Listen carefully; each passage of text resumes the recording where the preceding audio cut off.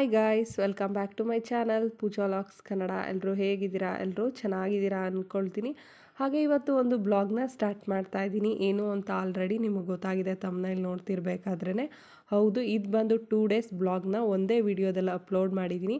ಜನ್ನಿಂದು shopping video ಹಾಗೆ ಅವಳದು birthday video ಎರಡೂ ಕೂಡ ಒಂದೇ ವಿಡಿಯೋದಲ್ಲಿ ಬರ್ತಾ ಇದೆ. ಎಲ್ಲರೂ ಕೂಡ ನೋಡಿ, ಎಲ್ಲೂ ಕೂಡ ವಿಡಿಯೋನ ಸ್ಕಿಪ್ ಮಾಡಬೇಡಿ, ಪೂರ್ತಿ ವಿಡಿಯೋನ ನೋಡಿ.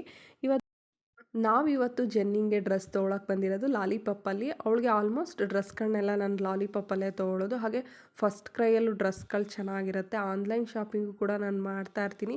ಲಾಸ್ಟ್ ಟೈಮು ನಾನು ಹಬ್ಬಕ್ಕೆ ಕೆಲವೊಂದು ಸೀರೆ ಶಾಪಿಂಗ್ದು ವಿಡಿಯೋ ಹಾಕಿದಾಗಲೂ ಕೂಡ ನಾನು ನಿಮಗೆ ತೋರಿಸಿದ್ದೆ ಜೆನ್ನಿಂಗೆ ಆನ್ಲೈನಲ್ಲೂ ಕೂಡ ನಾನು ಡ್ರೆಸ್ಗಳನ್ನ ತರಿಸಿದ್ದೀನಿ ಅಂತ ಹೇಳಿ ಅಜಿಯೋದಲ್ಲೆಲ್ಲ.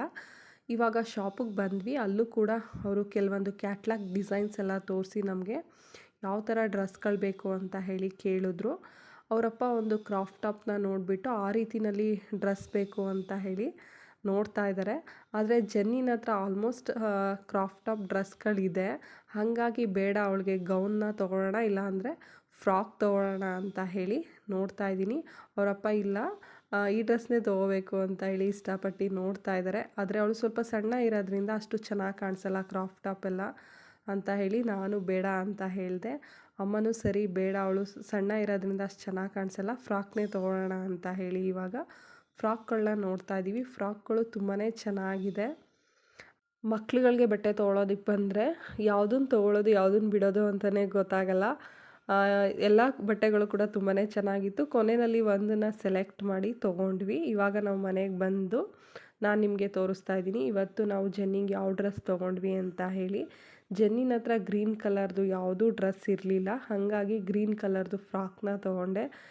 ತುಂಬಾ ಚೆನ್ನಾಗಿದೆ ಫ್ರಾಕು, ಸಾಫ್ಟ್ ಇದೆ ಬಟ್ಟೆ ಎಲ್ಲ, ಹಾಗಾಗಿ ಈ ಡ್ರೆಸ್ನ ತೊಗೊಂಡೆ. ಹಾಗೆಯೇ ಎಲ್ಲರೂ ಕೇಳ್ತೀರಾ ಪ್ರೈಸ್ ಎಷ್ಟು ಅಂತ ಹೇಳಿ, ಹಾಗಾಗಿ ಹೇಳ್ತಾ ಇದ್ದೀನಿ. 1845 ರೂಪಾಯಿ ಆಯಿತು ಈ ಫ್ರಾಕ್ಗೆ. ಈ ಫ್ರಾಕ್ ಅಂತೂ ನನಗಂತೂ ತುಂಬಾ ಇಷ್ಟ ಆಯಿತು. ಜೆನ್ನಿಂಗೆ ಯಾವ ರೀತಿ ಕಾಣಿಸುತ್ತೋ ಅಂತ ಗೊತ್ತಿಲ್ಲ, ಅವಳಿಗೆ ಬರ್ಡೇ ದಿನ ಹಾಕಿದಾಗಲೇ ನೋಡಬೇಕು. ಹಾಗೆ ಸಂಜೆ ಅಮ್ಮ ನಾನು ಜೆನ್ನಿಯ ನಮ್ಮನೆ ಹತ್ತಿರ ಇರೋ ಸೂಪರ್ ಮಾರ್ಕೆಟಿಗೆ ಬಂದಿದ್ದೀವಿ. ಜೆನ್ನಿನ ಬರ್ಡೇಗೆ ರಿಟರ್ನ್ ಗಿಫ್ಟ್ ಕೊಡೋದಕ್ಕೆ ರಿಟರ್ನ್ ಗಿಫ್ಟ್ ತೊಗೊಳ್ಳೋಣ ಅಂತ ಹೇಳಿ. ಹಾಗೆ ಮಕ್ಕಳಿಗೆಲ್ಲ ಚಾಕ್ಲೇಟ್ಸ್ ಎಲ್ಲ ತೊಗೊಂಡು ಹೋಗ್ಬೋದು. ಹಾಗೆ ಮನೆಗೂ ಕೂಡ ಕೆಲವೊಂದು ಐಟಮ್ಸ್ ಎಲ್ಲ ಬೇಕಿತ್ತು, ಹಾಗಾಗಿ ಸೂಪರ್ ಮಾರ್ಕೆಟಿಗೆ ಬಂದಿದ್ದೀವಿ. ಅಮ್ಮ ನೋಡ್ತಾ ಇದ್ದಾರೆ ರಿಟರ್ನ್ ಗಿಫ್ಟ್ ಏನು ಕೊಟ್ಟರೆ ಚೆನ್ನಾಗಿರುತ್ತೆ ಅಂತ ಹೇಳಿ. ಹಾಗೆ ಲಾಸ್ಟಲ್ಲಿ ನಾವು ಏನು ರಿಟರ್ನ್ ಗಿಫ್ಟ್ ತೊಗೊಂಡ್ವಿ ತೋರಿಸ್ತೀವಿ.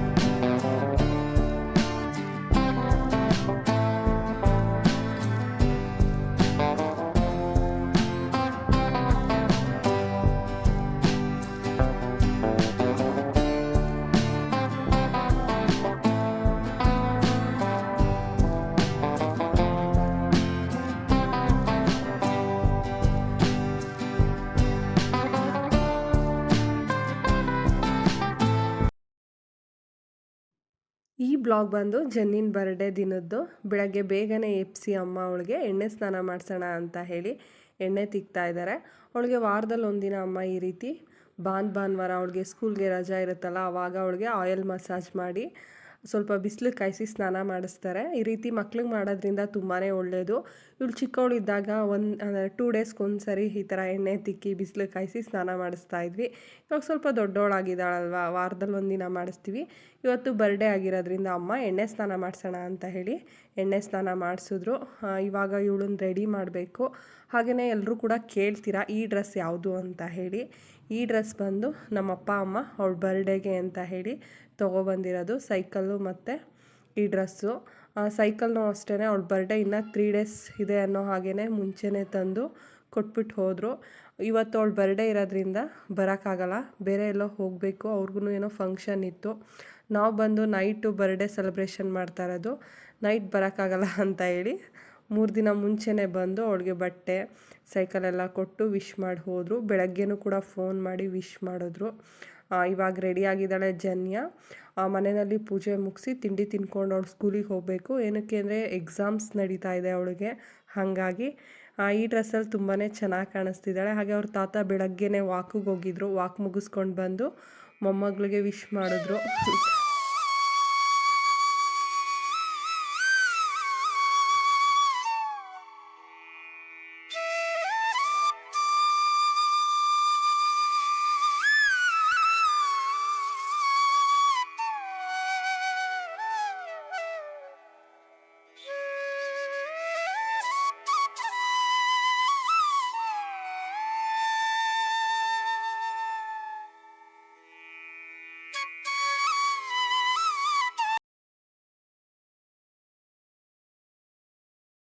ಜನ್ನಿನ ಪ್ರತಿ ವರ್ಷ ನಾವು ದೇವಸ್ಥಾನಕ್ಕೆ ಕರ್ಕೊಂಡು ಹೋಗ್ತಾ ಇದ್ವಿ. ದೇವಸ್ಥಾನಕ್ಕೆ ಕರ್ಕೊಂಡೋಗಿ ಅವಳ ಹೆಸರಲ್ಲಿ ಅರ್ಚನೆ ಮಾಡಿಸ್ಕೊಂಡು ಕರ್ಕೊಂಬರ್ತಿದ್ವಿ. ಆದರೆ ಈ ವರ್ಷ ಅವಳನ್ನ ದೇವಸ್ಥಾನಕ್ಕೆ ಬೆಳಗ್ಗೆನೇ ಕರ್ಕೊಂಡು ಹೋಗೋಕ್ಕಾಗ್ತಾಯಿಲ್ಲ. ಏನಕ್ಕೆ ಅಂದರೆ ಇವತ್ತು ಅವಳದ್ದು ಎಕ್ಸಾಮ್ಸ್ ಇದೆ, 9 ಗಂಟೆಗೆ ಅವಳನ್ನ ಸ್ಕೂಲಿಗೆ ಕಳಿಸ್ಬೇಕು. ನಾವು ದೇವಸ್ಥಾನಕ್ಕೆ ಕರ್ಕೊಂಡೋಗಿ ಅಲ್ಲಿಂದ ಬಂದು ಅವಳನ್ನ ತಿಂಡಿ ತಿನ್ನಿಸಿ ಮತ್ತೆ ರೆಡಿ ಮಾಡಿ ಸ್ಕೂಲಿಗೆ ಕರ್ಕೊಂಡೋಗಿ ಬಿಡೋ ಅಷ್ಟರಲ್ಲಿ ಲೇಟ್ ಆಗುತ್ತೆ ಅಂತ ಹೇಳಿ ಇವಾಗ ಅವಳನ್ನ ದೇವಸ್ಥಾನಕ್ಕೆ ಕರ್ಕೊಂಡು ಹೋಗ್ತಾಯಿಲ್ಲ. ನಿನ್ನೆ ನಾವು ಮಕ್ಕಳಿಗೆ ಗಿಫ್ಟ್ ಏನು ತೊಗೊಂಡ್ವಿ ಅಂತ ನಾನು ನಿಮಗೆ ತೋರಿಸಿರ್ಲಿಲ್ಲ. ಈ ರೀತಿ ಗಿಫ್ಟನ್ನ ತೊಗೊಂಡಿದ್ದೀವಿ. ಜನ್ನಿನ ಸ್ಕೂಲಲ್ಲಿ ಬಂದು 60 ಜನ ಮಕ್ಕಳಿದ್ದಾರೆ. 60 ಜನಕ್ಕೂ ಒಂದೇ ರೀತಿ ಈ ರೀತಿ ಗಿಫ್ಟ್ ಹಾಗೆಯೇ ಚಾಕ್ಲೇಟ್ಸ್ ತೊಗೊಂಡ್ವಿ. ಅವರ ಮ್ಯಾಮ್ಗೂ ಕೂಡ ಸಪ್ರೇಟಾಗಿ ಸ್ವೀಟ್ಸು ಖಾರ ಎಲ್ಲನೂ ಕೂಡ ತೊಗೊಂಡಿದ್ದೀವಿ. ಎಲ್ಲನೂ ಕೂಡ ತೊಗೊಂಡೋಗಿ ಸ್ಕೂಲಿಗೆ ಕೊಟ್ಟು ಬರಬೇಕು. ಇವತ್ತು ಜನ್ನಿನ ಬರ್ಡೇ ಆಗಿರೋದ್ರಿಂದ ಮನೆಯಲ್ಲಿ ಬಿಸಿಬೇಳೆ ಬಾತ್ ಮಾಡಿ ಜಾಮೂನ್ ಮಾಡಿದ್ದೆ. ಹಾಗೆ ಅವಳು ಕೂಡ ಇವಾಗ ಅವ್ರ ಅಜ್ಜಿ ತಾತಂಗೆಲ್ಲ ಕಾಲಿಗೆ ನಮಸ್ಕಾರ ಮಾಡಿಕೊಂಡು ಆಶೀರ್ವಾದ ತೊಗೋತಾ ಇದ್ದಾಳೆ. ಹಾಗೆ ಅವರು ಕೂಡ ಅವಳಿಗೆ ಜಾಮೂನ್ ತಿನ್ನಿಸಿ ಹ್ಯಾಪಿ ಬರ್ಡೇ ಮಗಳೇ ಅಂತ ಹೇಳಿ ಮನೆಯಲ್ಲಿ ಎಲ್ಲರೂ ಕೂಡ ಮತ್ತೊಮ್ಮೆ ವಿಶ್ ಮಾಡಿದ್ವಿ. ಅವಳು ಇವಾಗ ತಿಂಡಿ ತಿನ್ಕೊಂಡು ಸ್ಕೂಲಿಗೆ ಹೊರಡಬೇಕು.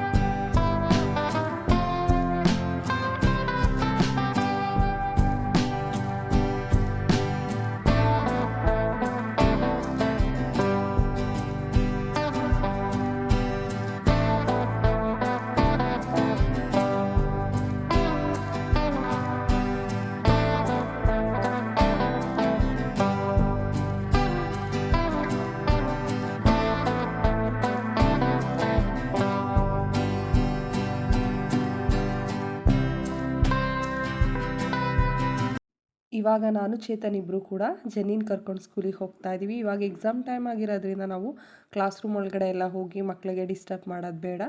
ಹೊರಗಡೆನೇ ಇದ್ದು ಅವ್ರ ಟೀಚರ್ಸ್ಗೆ ಗಿಫ್ಟು ಮತ್ತು ಚಾಕ್ಲೇಟ್ ಎಲ್ಲ ಕೊಟ್ಟರೆ ಅವರೇನೆ ಮಕ್ಳುಗಳಿಗೆ ಕೊಡ್ತಾರೆ ಅಂತ ಹೇಳಿ ನಾನು ಚೇತನ್ ಇಬ್ಬರು ಕೂಡ ಹೊರಗಡೆಲೇ ಅವ್ರ ಮ್ಯಾಮ್ಗೆಲ್ಲನೂ ಕೊಟ್ಬಿಟ್ಟು ಹೇಳಿಬಿಟ್ಟು ಬಂದ್ವಿ. Welcome back to my channel Janya logs Kannada. ಇವತ್ತು ನಾನು ಬರ್ತಾರೆ ಕೇಕ್ ಕಟ್ ಮಾಡ್ತೀವಿ ಮಧ್ಯಾಹ್ನ ಮೇಲೆ ರಾತ್ರಿ. ಬನ್ನಿ ಎಲ್ಲರೂ, ಬಾಯ್.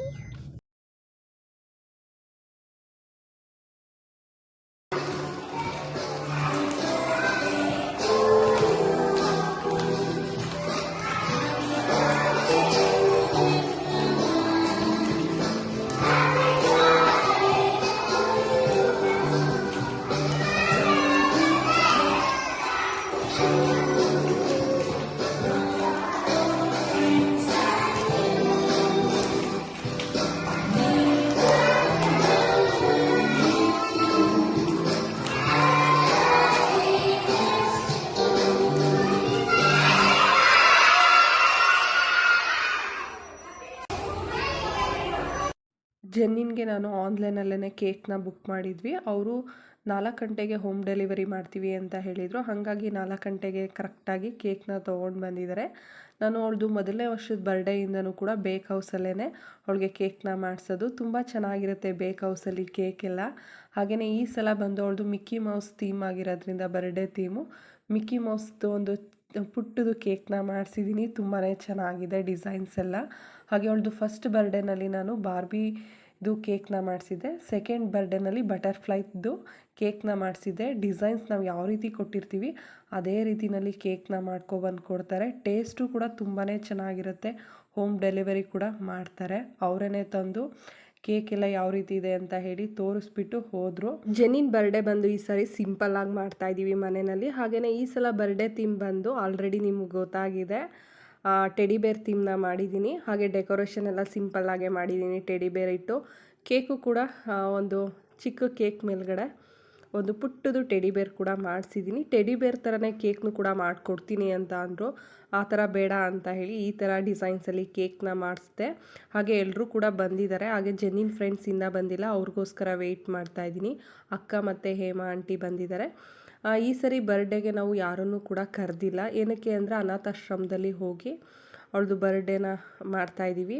ಮನೆಯಲ್ಲಿ ಸಿಂಪಲ್ಲಾಗಿ ಕೇಕ್ ಕಟ್ ಮಾಡಿಸಿ ಇವಾಗ ಅನಾಥಾಶ್ರಮಕ್ಕೆ ಹೋಗಬೇಕು. ಅಲ್ಲೂ ಕೂಡ ಮಕ್ಕಳಿಗೆಲ್ಲ ಊಟ ಎಲ್ಲ ಅರೇಂಜ್ ಮಾಡಿದ್ದೀವಿ. ಹಾಗಾಗಿ ಮನೆಯಲ್ಲಿ ಒಂದು ಪುಟ್ಟು ಕೇಕ್ನ ತೊಗೊಬಂದು ಅಕ್ಕಪಕ್ಕ ಮಕ್ಕಳನ್ನ ಕರೆಸಿ ಕೇಕ್ ಕಟ್ ಮಾಡಿಸ್ತಾ ಇದ್ದೀವಿ ಅಷ್ಟೇ.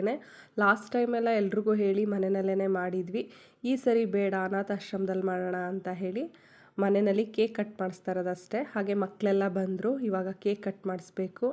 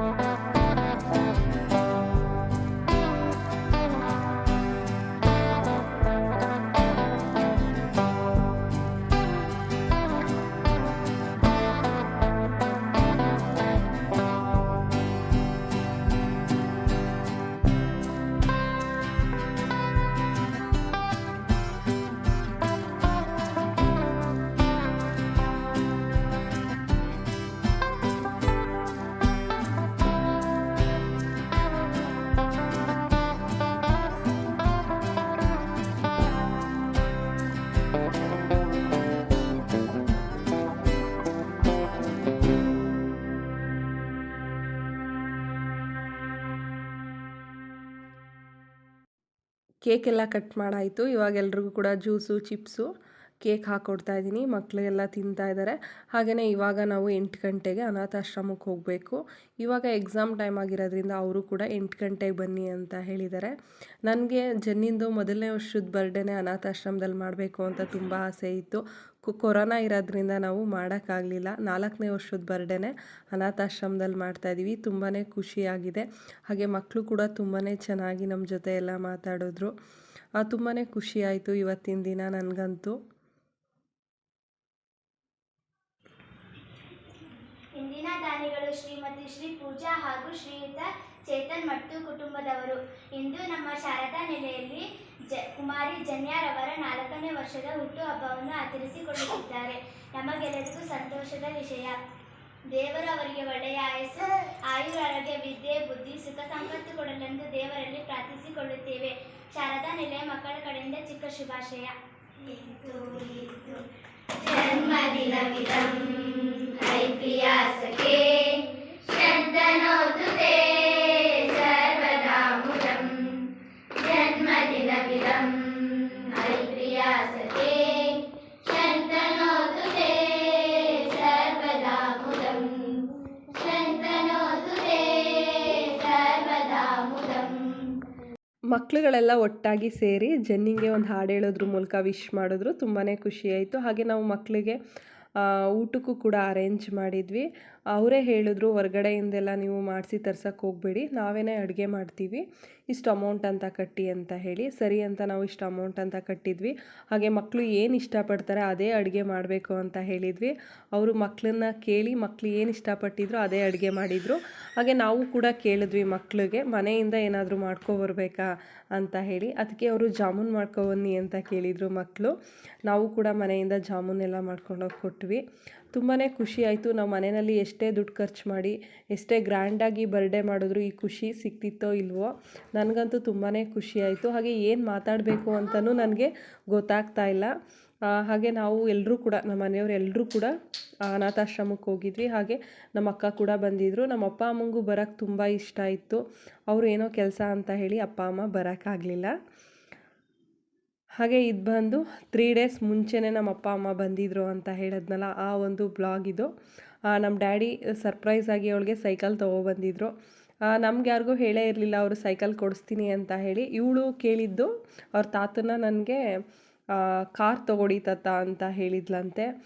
ನಾನು ಬೇಡ, ಅವಳಿಗೆ ಅದೆಲ್ಲ ಓಡಿಸಲ್ಲ ಮಾಡಲ್ಲ, ವೇಸ್ಟ್ ಆಗುತ್ತೆ ಅಂತ ಹೇಳಿದ್ದೆ.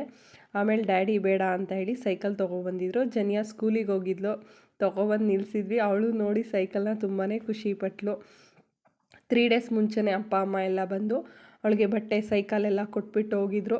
ತುಂಬಾ ಚೆನ್ನಾಗಿತ್ತು ಈ ಒಂದು ಬರ್ಡೇ ಬ್ಲಾಗು. ನಿಮಗೆಲ್ಲ ಈ ಒಂದು ಬ್ಲಾಗ್ ಇಷ್ಟ ಆಗಿದೆ ಅಂದ್ಕೊಳ್ತೀನಿ. ಇಷ್ಟ ಆಗಿದರೆ ಪ್ಲೀಸ್ ಒಂದು ಲೈಕ್ ಮಾಡಿ. ಹಾಗೆ ನನ್ನ ಚಾನಲ್ನ ಸಬ್ಸ್ಕ್ರೈಬ್ ಮಾಡ್ಕೊಳ್ದೆ ನೋಡ್ತಾ ಇದ್ದರೆ ಪ್ಲೀಸ್ ಸಬ್ಸ್ಕ್ರೈಬ್ ಮಾಡ್ಕೊಳ್ಳಿ. ಹಾಗೆ ಪಕ್ಕದಲ್ಲಿ ಕಾಣುವಂಥ ಬೆಲ್ಲೈಕನ್ನ ನೀವು ಪ್ರೆಸ್ ಮಾಡೋದ್ರಿಂದ ನೆಕ್ಸ್ಟ್ ನಾನು ಹಾಕುವಂಥ ಹೊಸ ವೀಡಿಯೋಗಳ ನೋಟಿಫಿಕೇಷನ್ ನಿಮ್ಗೆ ಬರುತ್ತೆ. ಆವಾಗ ನೀವು ನನ್ನ ಎಲ್ಲ ವೀಡಿಯೋಸ್ನೂ ನೋಡ್ಬೋದು ಅಂತ ಹೇಳ್ತಾ ಎಲ್ರಿಗೂ ಬಾಯ್.